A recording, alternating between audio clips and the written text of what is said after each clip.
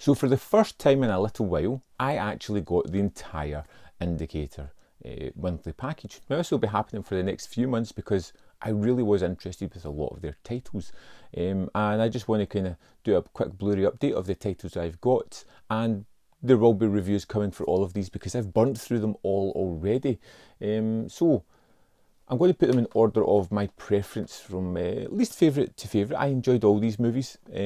First up is Boetticher's A Time for Dying, a really weird and unusual western, one that almost feels like it's deconstructing a lot of what goes on in these westerns, that has a really weird tone that feels almost anecdotal at times. It's a little bit silly and a little bit fun and playful, and then it has this really gut-punching finale that is, well, you know, it put me in the mind a little bit of The Great Silence, a kind of movie that left me with a head-scratching bewilderment at the end of it, so much so that I instantly put on the commentary and watched the movie and listened to it again to get some kind of clarity on that finale, and it kind of stuck with me a good bit. Not a perfect movie, not a great movie, but a really interesting one full of fun performances, some great ideas, and some twisted sensibilities, I suppose.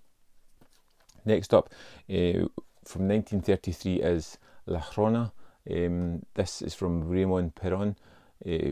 From, like I said, a really weird, just the turn of cinema with sound, and it's really creative. And they do lots of incredible things in here, like the camera movement, the flashbacks, and particularly the story, which I think is really layered and fun.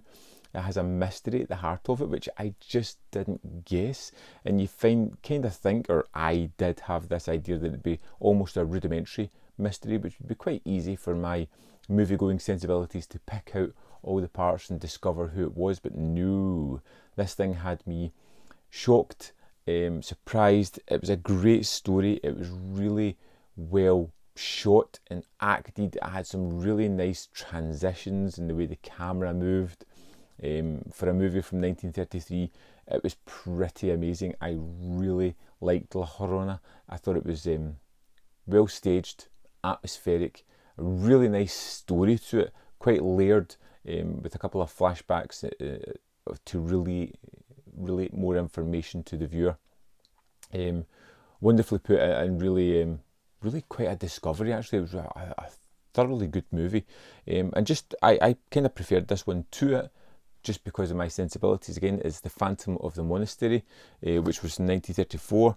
Yep, and it's basically about three people. We got a couple, wife and husband, and their friend, lost in the woods. There is some kind of relationship between the friend and the wife that the husband is unaware of.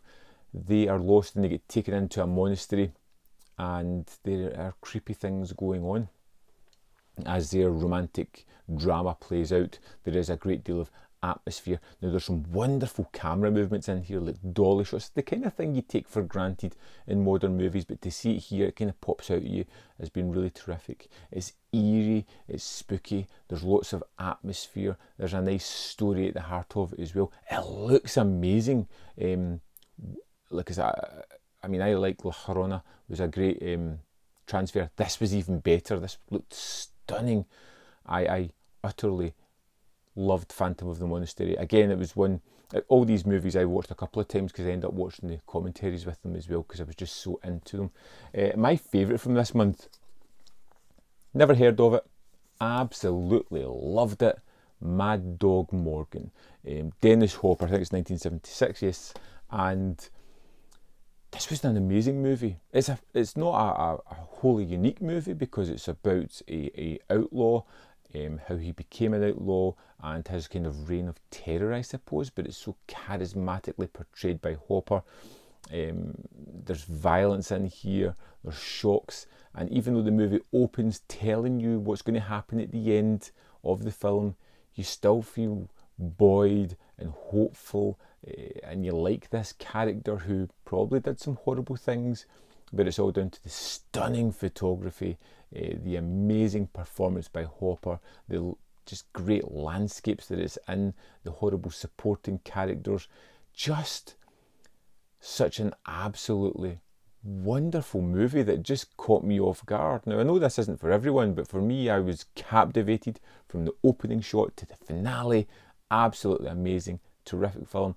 The 4 indicator titles this month is one of the best months I think they've ever had. Absolutely terrific movies. I can't wait to go back and check out. I'd love to know if you've picked up this package, if you've seen any of them. Like I said, I will have full reviews coming for all these titles pretty soon, where I can delve in a little bit more and talk about them a little bit more in depth as well. But I'm really happy with this month's package. Let me know if you picked it up or if there's any titles you're interested in. As always, there's more content up here. You can see more of my stuff if you're interested. Click that like button if you like Indicator, because I'm sure they take notice of that maybe. If not, I do, and I appreciate it. And if you want to join me on Patreon or the membership program, that would be amazing, and I'd be eternally grateful. Thanks for watching, and see you next time on ManVFilm.